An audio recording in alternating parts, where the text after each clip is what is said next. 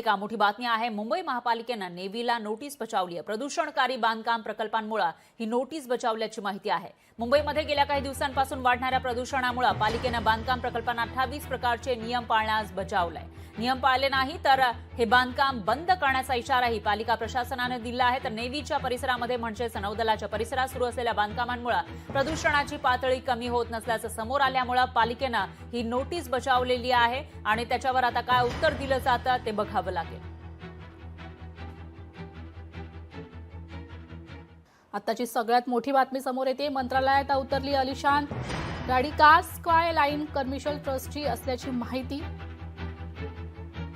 Car sky line commercial ट्रस्टची असल्याची ही माहिती समोर येते। कारला चेक न करताच मंत्रालयात थेट सोडलं। त्याची सगळ्यात मोठी बातमी समोर येते। मंत्रालयात उतरली आलिशान लेम्बोर्गिनी कार।